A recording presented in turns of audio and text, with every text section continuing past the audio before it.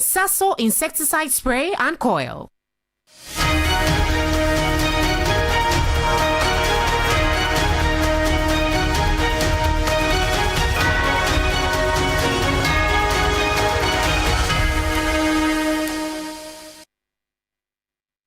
Well, hello, good evening, welcome. This is Ghana Tonight. We are live from our news hub at Desawe Kanda, also live on TV3 Ghana on Facebook and on DSTV channel 279. We're all across the world on 3news.com. I am Alfred Ocansey. Tonight, a new patriotic party rejects the Electoral Commission's decision to rerun the Ablekuma North Parliamentary election, insisting the power to order a rerun of an election lies with the courts, not with the Electoral Commission. We'll hear from them. Stay with us. That's the latest to this. Was topical in Parliament as well. Straight to the courts. Founder and leader of the Heaven Way Church, Evangelist Patricia, popularly known as Nana Agradaa, jailed for 15 years. We have the details, including a legal analysis of how things played out in court earlier today. Stay with us. Also, Ghana's year-on-year inflation rate for June 2025 has dropped significantly to 13.7%, marking the lowest level recorded since December 2021. What are the real implications on cost of living? Because that's the question on the minds of a number of you. Why are still prices of goods and services high when inflation has been trending downwards consistently over the period? That's a question we're going to ask a man who understands how things are playing out. We have this, including your thoughts and more of the update on the high-profile cases that also had some hearing in court earlier today. You're an integral part of the conversation. Let's hear from you. The hashtag we're using is Ghana Tonight on Facebook.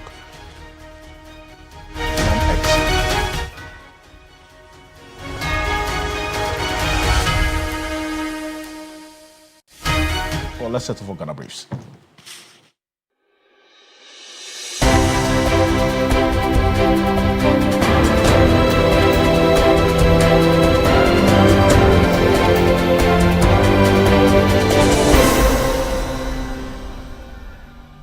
President John Mahama has charged 7 newly appointed Supreme Court justices to adorn their robes of office solemnly to repose the trust and confidence of the Ghanaian people.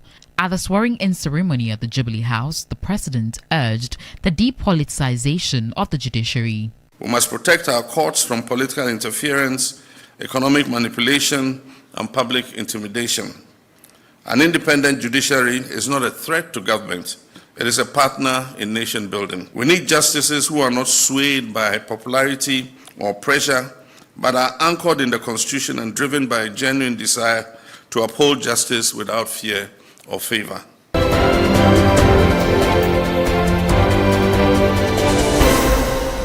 Lawyers of popular former traditional priest turned evangelist Patricia Isiama, widely known as Nana Agradaa, have served notice of their intention to appeal the sentence against their client. An Accra Circuit Court early on Thursday gave Nana Agradaa a 15-year jail term in hard labor after convicting her of multiple offences, including charlatanic advertisement. Lawyer for Agradaa, Richard Asare Bafo, shared his frustration on the decision of the courts. We will trigger processes on Monday. And we believe that the sentence of 15 years is just excessive. It's too excessive. It's too excessive. Yes. Even the amount involved is just 540 Ghana cedis. Yes. How can you if you allege you have defrauded somebody for 540 cedis and then be convicted for 15 years? I'm very clear in my mind that Agradaa has been jailed just because of who she is and not because of what she is alleged to have done.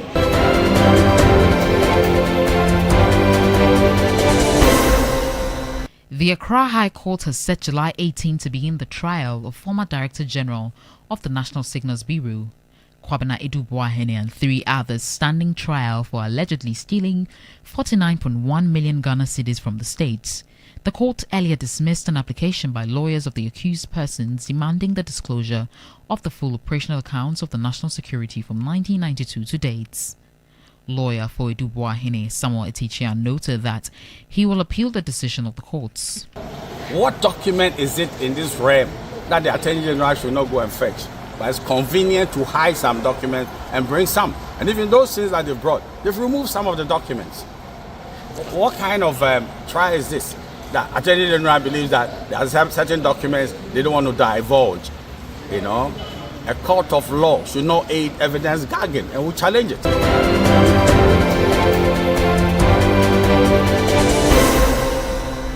The minority in Parliament has accused the Electoral Commission of bowing to political pressure in its decision to rerun elections in the Blakema North constituency. The caucus, in demanding that the Commission be invited to brief the House, noted with worry that the move is unfair. They also added that the newly launched 24-hour economy, describing it as a PR gimmick. They are so-called 24-hour economy.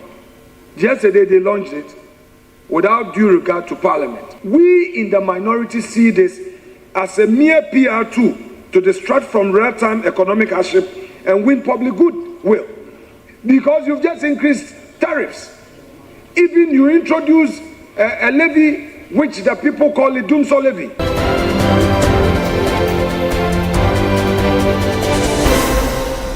The National Misinformation and Disinformation Bill is expected to be presented before Parliament for review in its upcoming session. That's according to the Minister for Communication, Digital Technology and Innovation, Samuel Nati George. According to him, the bill is a crucial step in safeguarding Ghana's digital information ecosystem against falsehoods and harmful online content which threaten public trust, national security and democratic engagements. The ministry initiated a comprehensive internal review of all existing ICT laws, policies and guidelines in Q1 2025. The review is now complete, and we have initiated a process of drafting 15 new technology laws, including the Data Protection Amendment Bill, the cybersecurity regulations, and new frameworks on AI, cloud services, digital trade, and platform governance.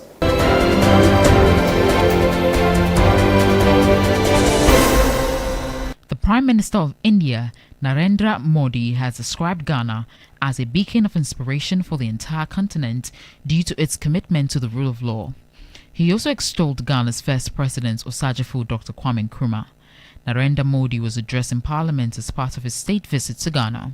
Ghana is known as the land of gold, not just for what lies under your soil, but as much for the warmth and strength in your heart.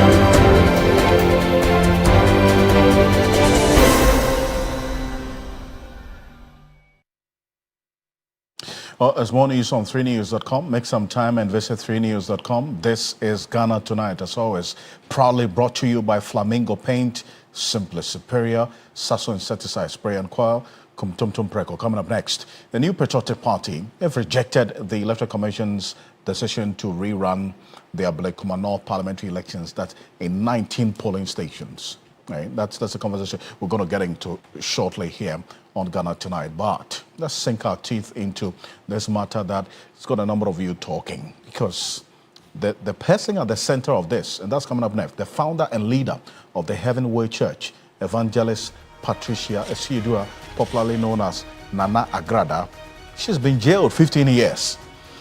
Now, we've got the details for you, including exactly what happened in court earlier today. And really, the lawyers of the popular former traditional priestess who turned evangelist, Patricia Esiedua, widely known as Nana Agradaa, they've served notice of their intention to appeal the sentence against their client.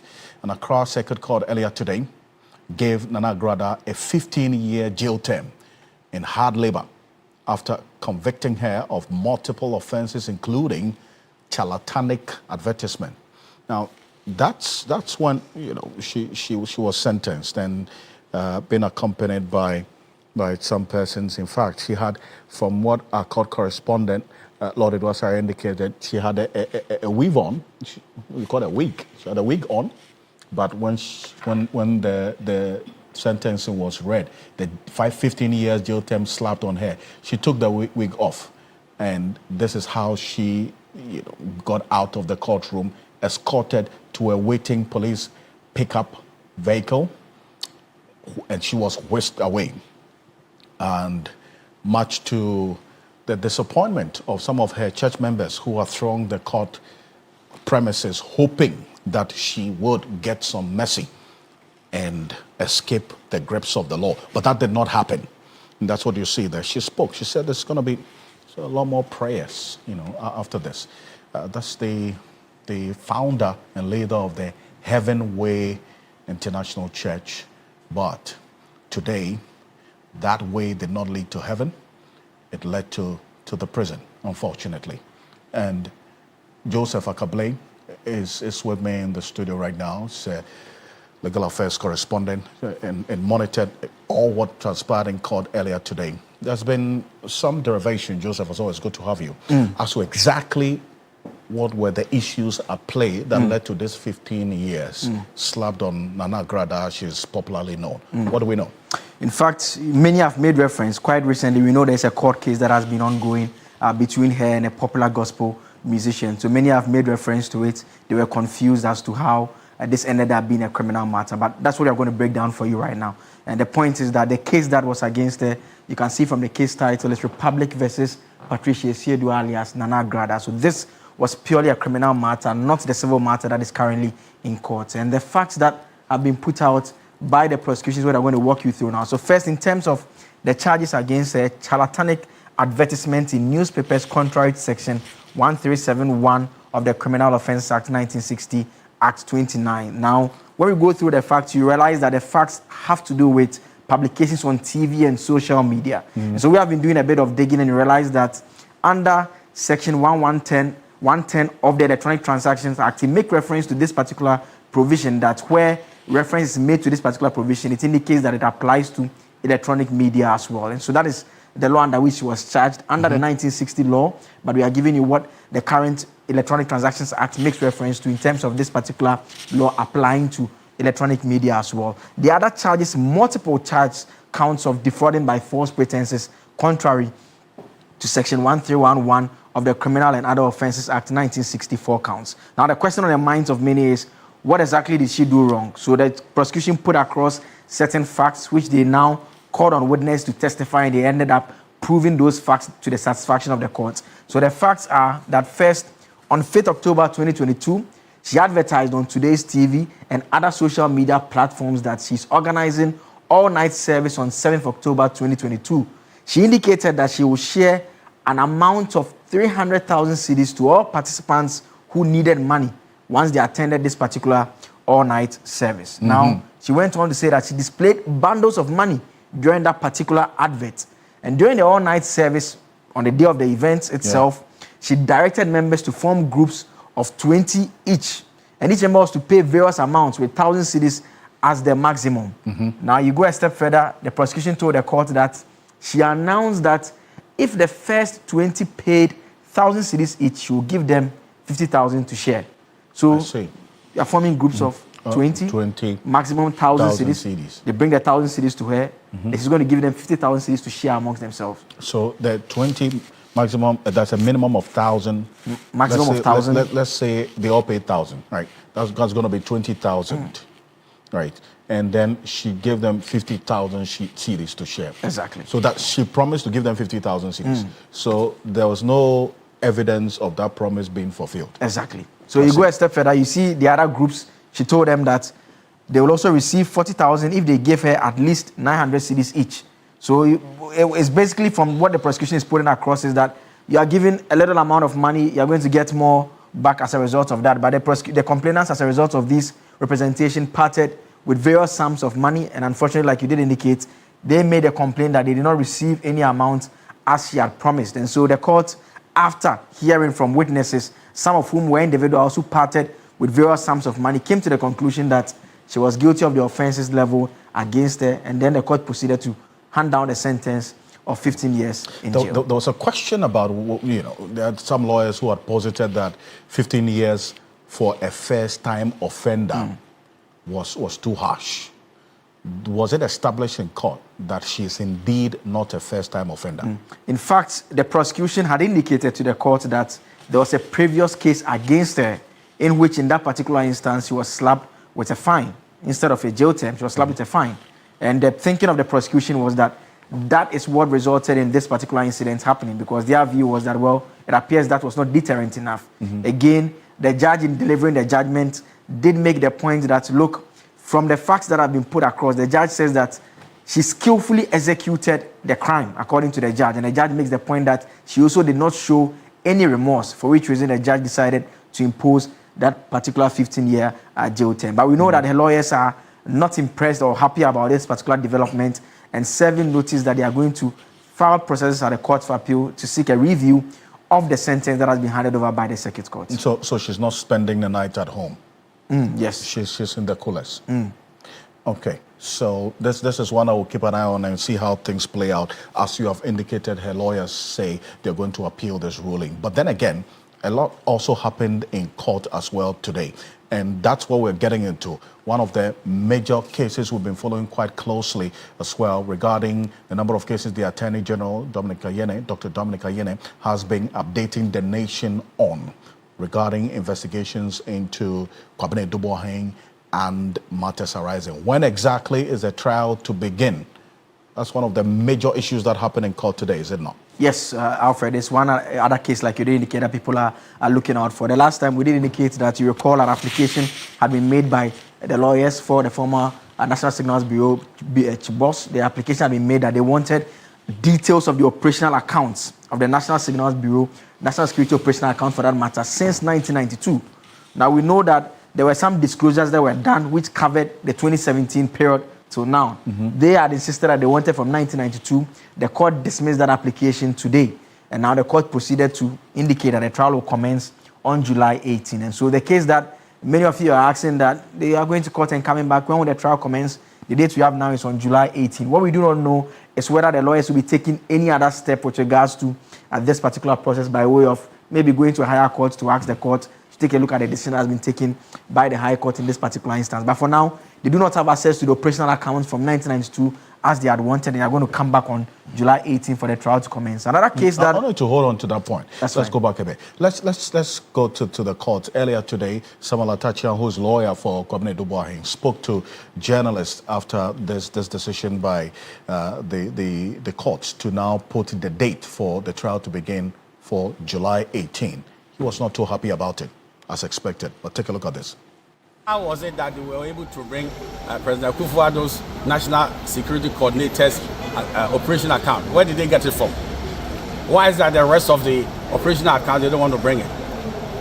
What document is it in this realm that the Attorney General should not go and fetch? But it's convenient to hide some documents and bring some. And even those things that they brought, they've removed some of the documents. What kind of trial is this? The Attorney General believes that there are certain documents they don't want to divulge. You know, a court of law should not aid evidence gagging, and we challenge. Well, so that's those concluding words there by Samuel Atachian, that in his view, the court of law should not gag the provision of evidence in full as expected. They said they're going to challenge this. It, yes. At least that answers the other parts of the question Absolutely. that we were asking about the next steps they intend to take. Perfect. Now, in challenging it, then what that means is that going to affect the trial beginning in itself, as has been communicated today, July 18, if they decide to go ahead with that position he just put out that they're going to challenge this? It depends on the step they intend to take. I mean, they could, in simple terms, proceed to file an appeal at the Court of Appeal against this decision. They could also, in asking for the appeal, also make a request for the trial at that level to be put on hold. Because the points they intend to make, and from what the argument is advancing, suggests to them that, to an extent, the defense they intend to put across could be found in the pieces of this account records that they need. And so it depends on what they intend to put across by way of their approach, and that will determine what they need. But if the trial can proceed without they having access to this, because mind you, at the beginning of the trial, obviously, the prosecution will be calling its witnesses first. And so that is how things are going to proceed by way of that. You recall this other matter we brought our viewers updates on, the Republic versus Professor Christopher Miawe-Kumfi and another, the SkyTrain matter. We know that they had made an application also for some parts of the matter to be referred to the Supreme Court for interpretation. They had made reference to the protection of public property law, the SMCD decree, and how it contravenes Article 19 of the Constitution that deals with fair trial and all those matters over there. We know that the AG had asked for an expedited hearing because the court had originally fixed July 9 for the hearing. The AG says they should do it today on July 3. The Attorney General was in court. Deputy Attorney General Dr. Justice Remsai was present in court, but the case was not called at all. We didn't see the lawyers of the accused persons who had even made the application present in court as well. And so for now, we're just looking out to the next date on July 9 to see what is going to happen, whether they would come back. And now the question will now remain that they will just may have to move the motion for the interpretation reference to the Supreme Court, which they are asking for. One more case we can tell our viewers about is Republic versus Charles Bisu and others. It's a matter that has been pending in the courts for a while. Now, the update is that the OSP has withdrawn the charge sheet, the old one that has been filed for a long time now. A new charge sheet has been filed with 2 additional suspects named.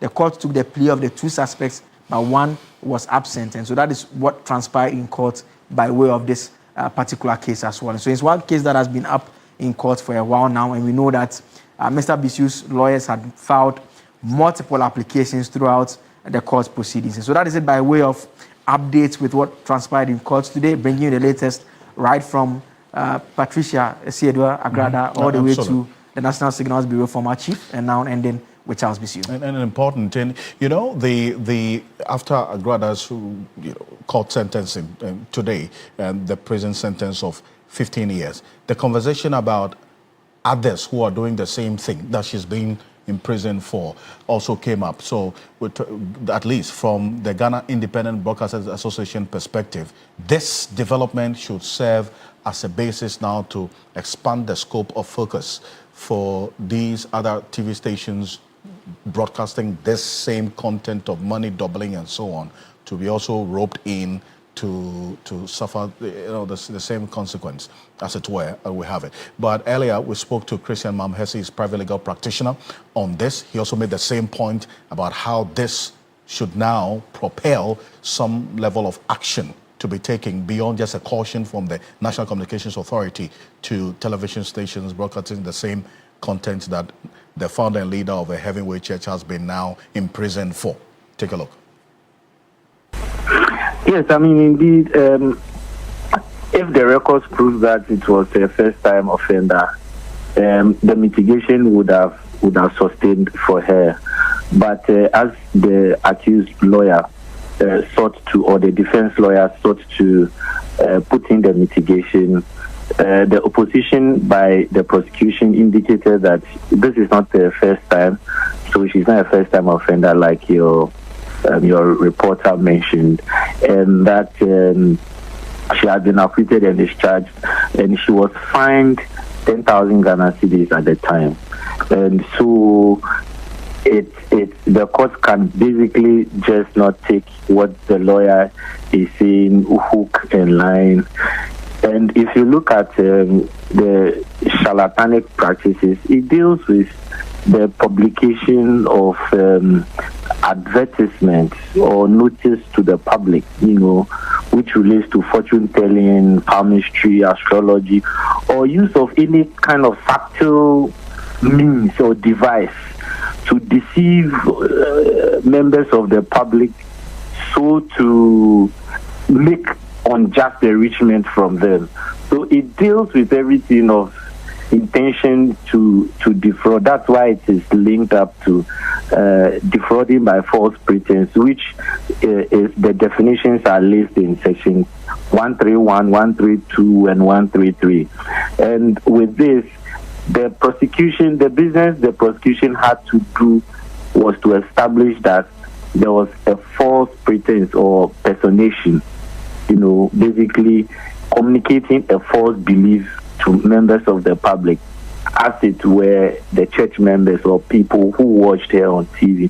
And also the mens rea, that's the intention to defraud, that they also had to prove that indeed she intentioned herself to deceive and obtain such unjust enrichment to herself, and that there was transfer of ownership.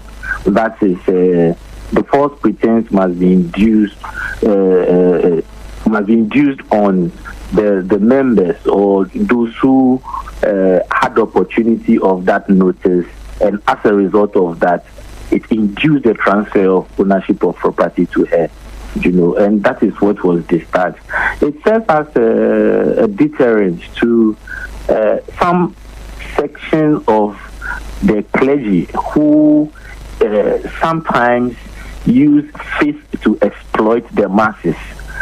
It is time and rife that the law works. Indeed, we have laws that govern all of these things. You cannot just use faith to procure unjust riches and believe that you surround yourself with macho men and service personnel who will protect you. When the law comes for you, it will pick you out of all of those people, and your freedom to associate, your freedom to worship would all be curtailed.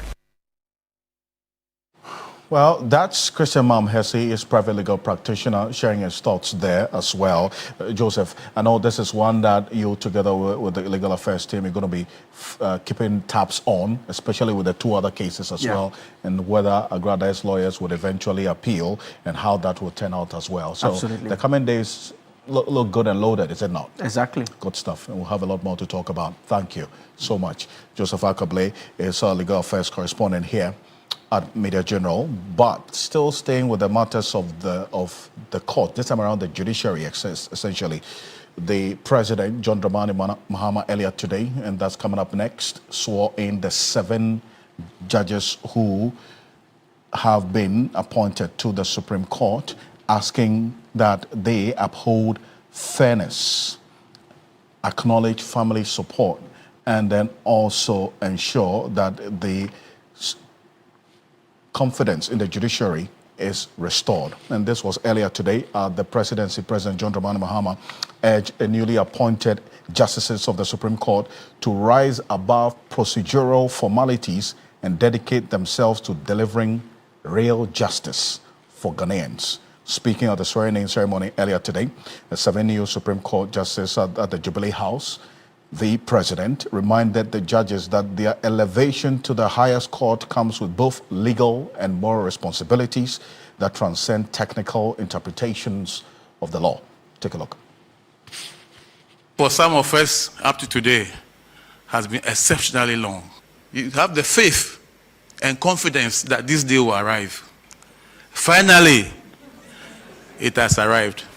The dreadful questions that our children ask, Daddy, this time to your name hasn't come on the list. Today is over.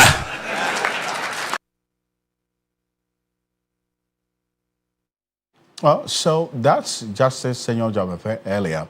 And that statement that he made also then led to some conversation. We'll come back to it shortly. But let's hear exactly what the president said earlier today. Take a look. It is a symbol of service, humility, and accountability. Wear it with wisdom. Interpret the law not just as it is, but as it ought to be, alive to context and sensitive to the lived realities of the Ghanaian people. Speak through your judgments, not your opinions. Show leadership through principle, not preference. Let your legacy be measured in volumes of law reports, the lives you touched, the precedents you set, and the public trust that you preserved. Well, that's the president there. Let's hear Justice Senor Jamepe, who spoke for and on behalf of his other colleagues who today were sworn in by the president. But then again, there's a statement that he made, a piece of it which you just heard a few minutes ago, about how some of their family members and even lawyers, friends at the bench were asking, whenever there were previous instances of justices being appointed by previous presidents to the Supreme Court, there's always a question about when his name was going to come up. Then there was a fundamental question as to whether there's no prescribed guideline as to how justices are appointed to the Supreme Court, which, of course, we know is in the Constitution. But is there anything more than that in terms of consideration as to who the president will appoint to the Supreme Court? Take a listen to this. For some of us, up to today, has been exceptionally long. You have the faith and confidence that this day will arrive. Finally, it has arrived. The dreadful questions that our children ask, Daddy, this time your name hasn't come on the list. Today is over.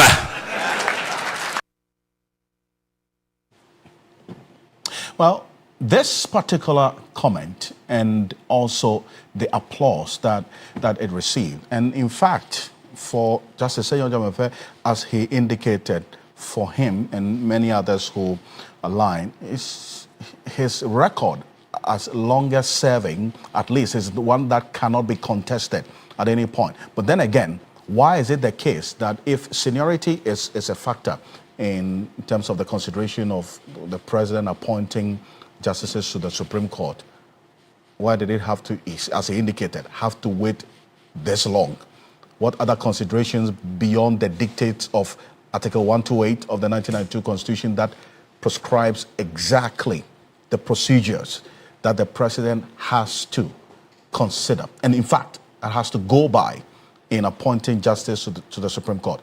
Specific detail of Article 128 of the 1992 Constitution. Martin Pebo is private legal practitioner. He's joining us right now on Zoom for a conversation. Counsel, good evening. Thank you for joining us right now. But is there any specific consideration or convention, as it were, that guides the president in consultation with the Council of State and then also the Judicial Council in appointing justices to the Supreme Court?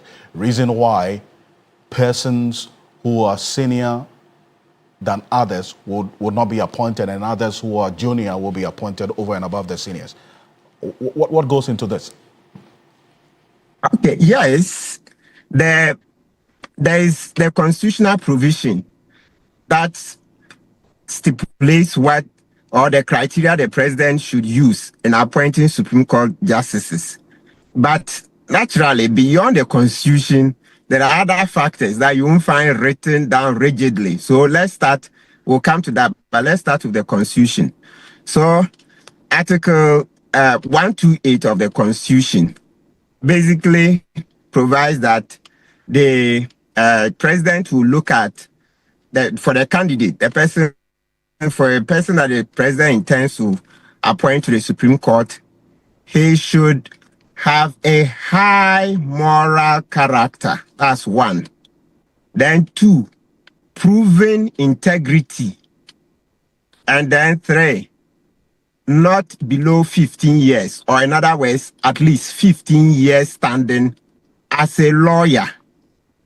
Okay, so these are the basic criteria, right? That's a hard letter of the law.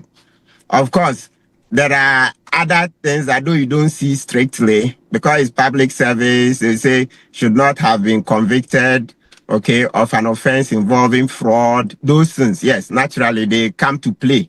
Yes, because Justice Amoe's case, when he was convicted of an offense involving fraud, he was removed. So that's a Supreme Court decision. So there are those certain criminal offenses too that if the person has such a criminal record, the person is disqualified. And now let's come to the other critical decider, which is that is where often maybe you find it as the greatest factor. Presidents tend to choose candidates that they find share their own philosophies. So you hear some judges are conservatives, you hear others are liberal, okay? Then break it further. You hear some judges like the policies of the MPP, others like the policies of the NDC. Those are very, very, very critical factors to get in. You can't run away. I mean, don't forget last year when Chief Justice Tokonu wrote to President Kufuor to appoint 5 more justices. We did the analysis. We said all these things. These are very critical. So put it in plain words, a president want to choose a person that believes in his philosophies. They share the same ideologies. So let's take the US example, the recent ones.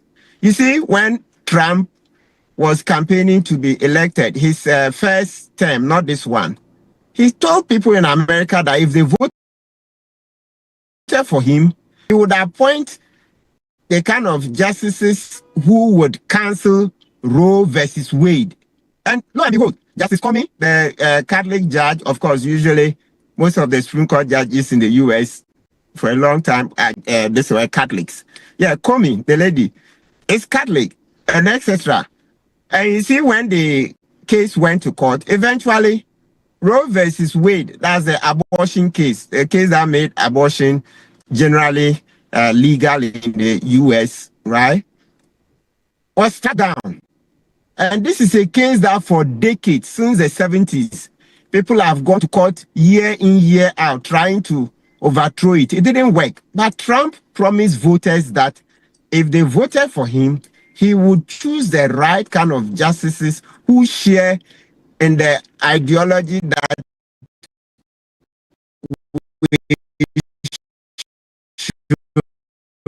that's pro-life, the pro-life ideology. That is, say, don't kill babies. Baby, once a woman conceives, it is life. You can never say that it only the fetus becomes life after certain weeks or no. For them, once you've conceived, that is life. So you see that example where a presidential candidate says something and he is given the mandate, then he goes to find the candidates, the Supreme Court justices who fit that bill, and boom, it is done. Yes, they are bolder because naturally, they are an advanced society, so they are able to do certain things more than we do. Otherwise, we are still a bit shy about some of these things.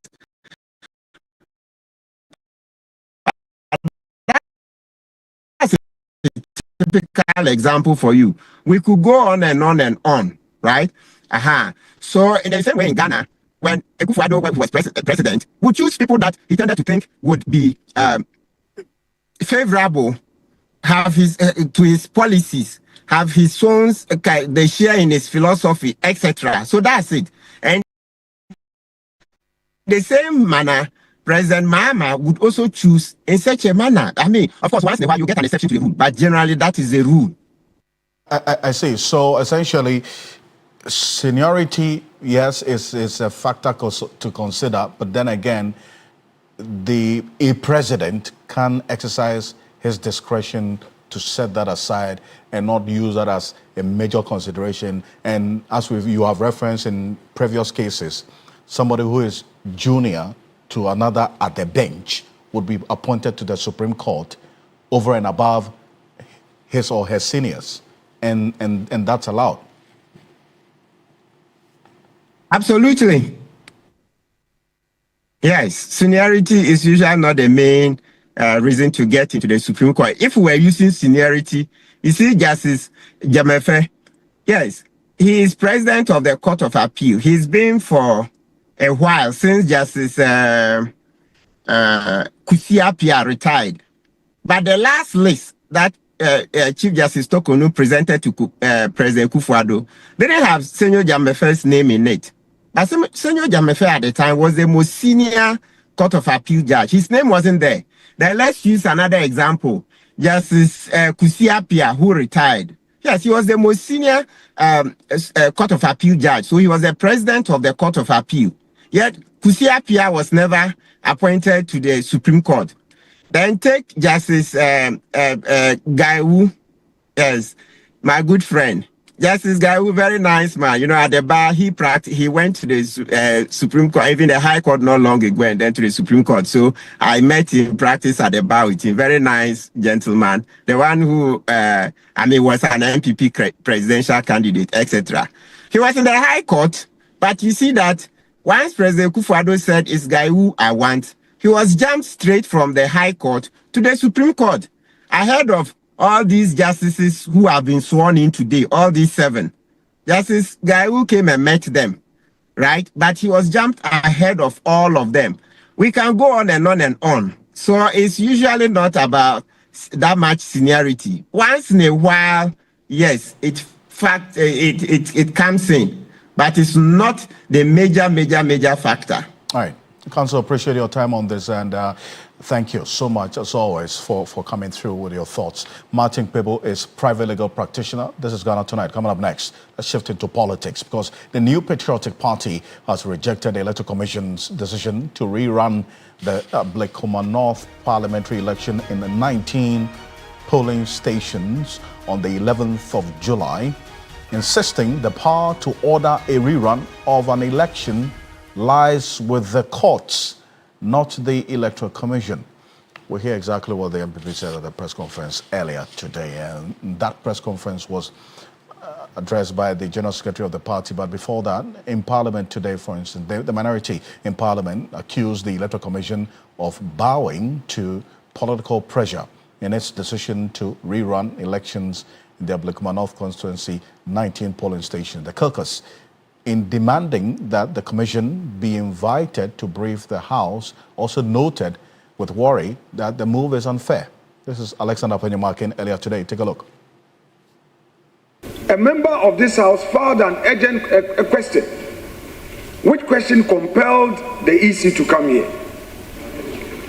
A lot of supplementary questions were asked.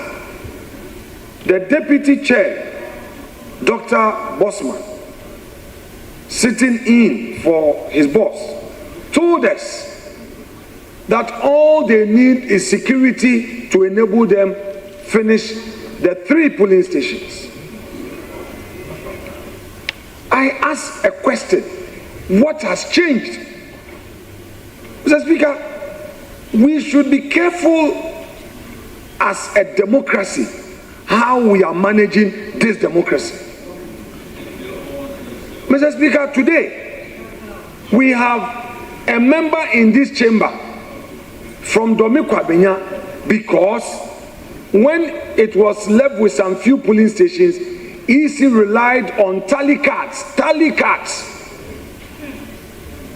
Then Michael Kwe Jr. on the Onyenipa, Onya Ganini. Michael Kwe Jr. protested, but he did not protest with violence. He did not carry his constituent to the EC Collation Center. He expressed his disagreement in a civil way. Today, we have our colleague Akurugu in with us because EC used tally cards to complete the collation process. And when it is clear that the EC was on course to complete this process, we are being told today that there's going to be rerun of some constituencies. It is unfair, it is unjust. Is it the case, and I don't want to believe that that is the case, that the recent public comment by some senior politicians is what is compelling EC perhaps to secure their job?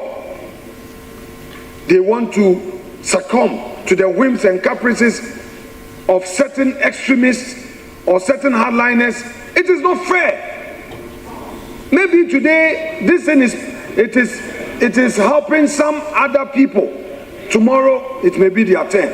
Mr. Speaker, with all of this said, I would humbly plead with my colleague opposite me to program the EC. We just received Prime Minister Modi talking about our strides in democracy. Let us not wish them away. In the sub-region, many countries wish they were Ghana. They are not Ghana because they took the institutions for granted. And today, they are paying dearly for it. Let's not say to ourselves, had I known. EC must come here and brief us why, in spite of their being unequivocal, they have now changed course. Well, there was a response by Mama Yaga, but we'll get that in a bit, because the New Patriotic Party itself also questioned the authority of the Electoral Commission to order a rerun in the 19 polling stations in the Ablekuma North constituency. Justin Frimpong-Kodia, the General Secretary of the party, addressed the press earlier today, indicating they've instructed their lawyers to take action on this. Take a look.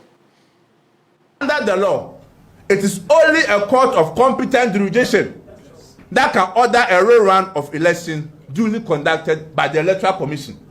So the Electoral Commission has no power, no authority to determine a rerun for Ablekuma North, except by the court. Except by the court. In any case, we have evidence that some of these presiding officers were in fact at the collation center, and where they verified the results from their polling stations. We are a nation of rule of law.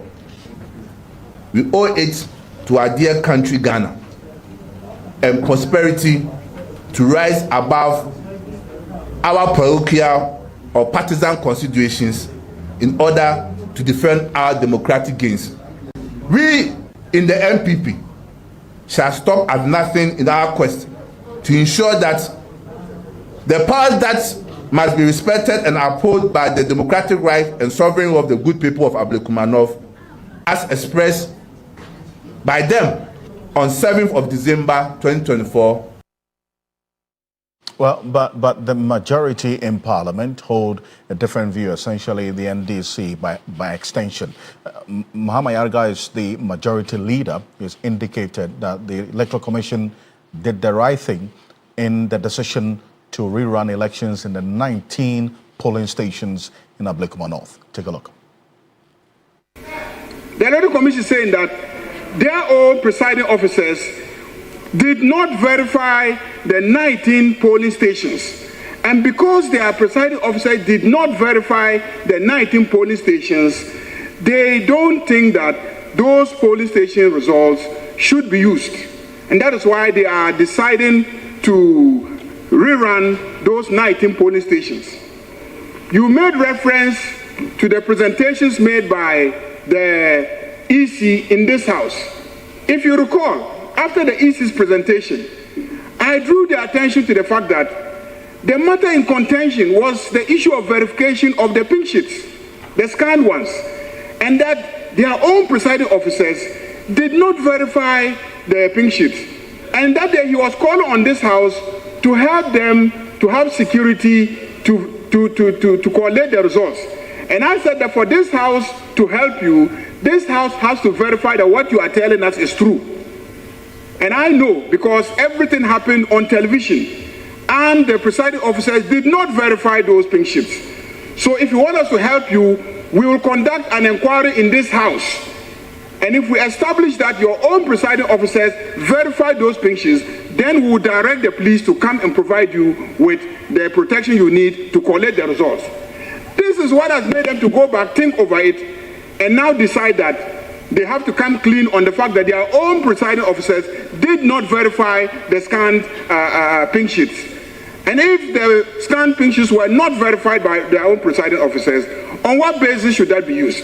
That is why they are calling for a rerun of those 19 polling stations. I don't know why you are afraid. Why are you afraid? Why are you afraid?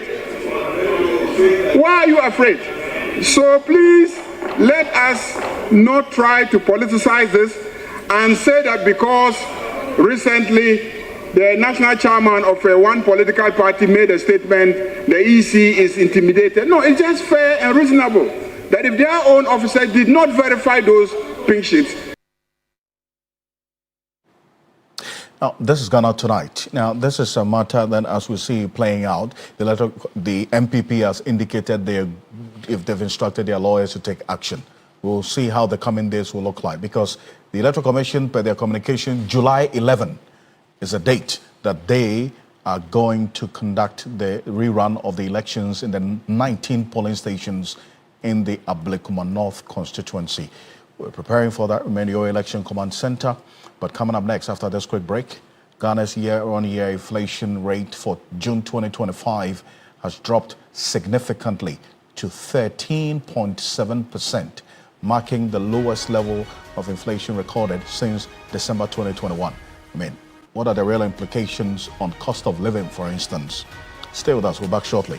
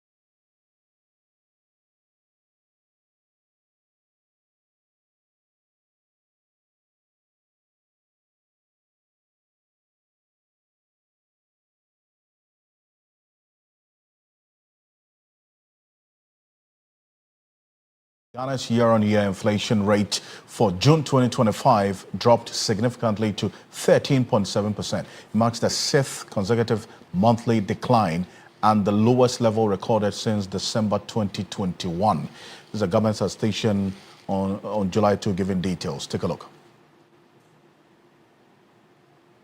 General price level fell by 1.2% between May and June 2025. This means that Ghanaians paid less for goods and services in June than they did in May 2025.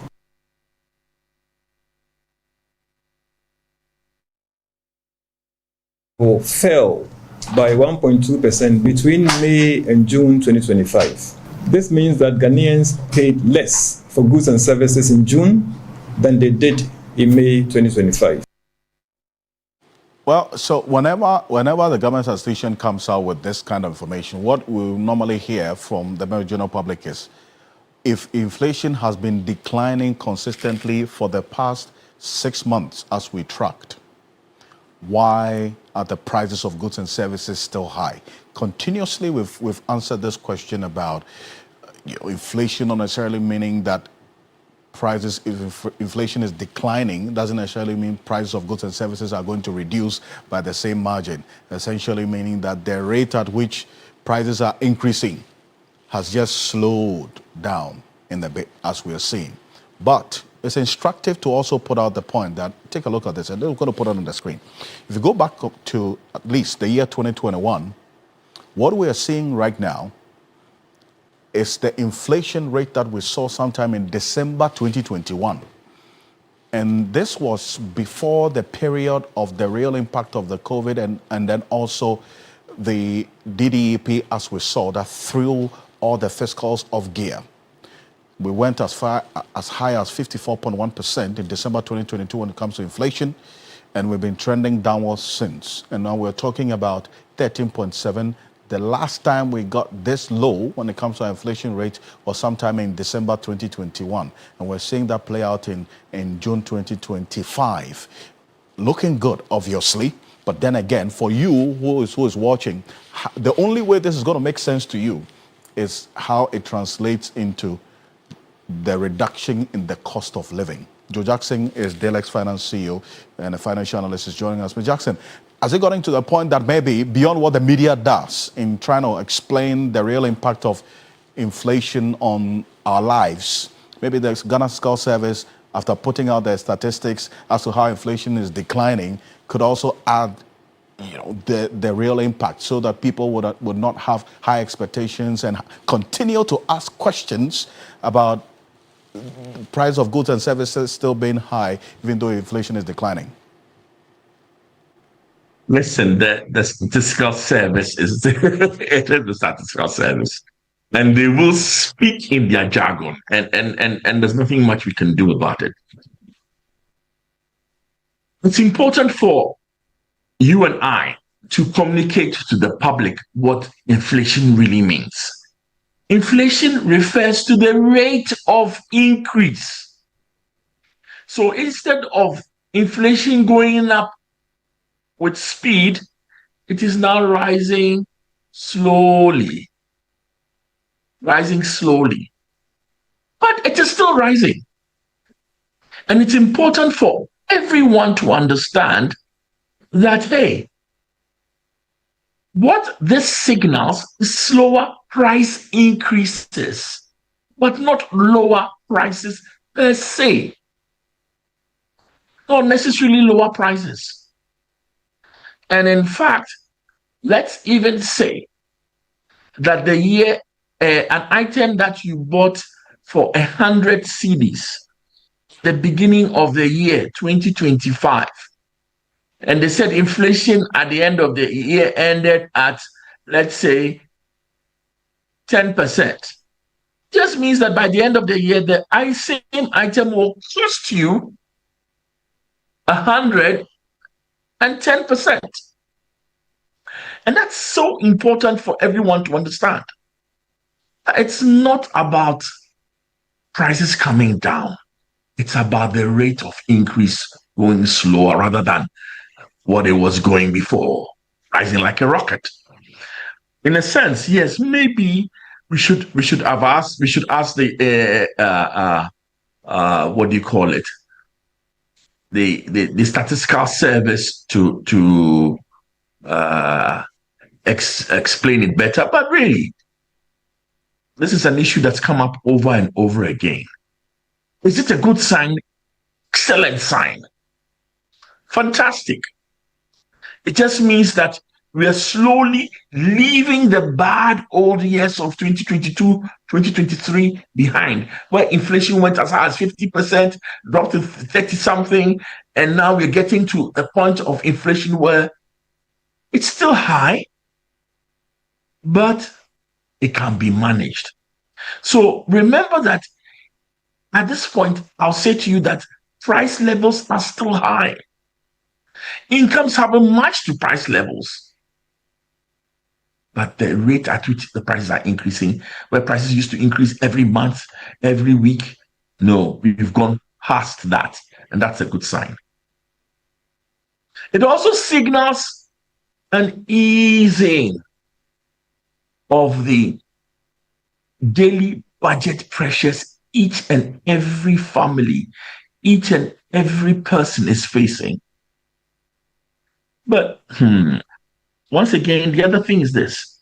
This easing will be felt differently across the regions and across income classes.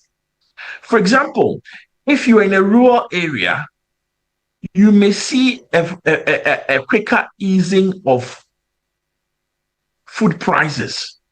But in an urban area, you may see that because of the transport bottlenecks, because transportation is still, and the cost of fuel is still going up, and the roads are still nowhere near as good as they should be, that easing of that budget pressure will be uneven.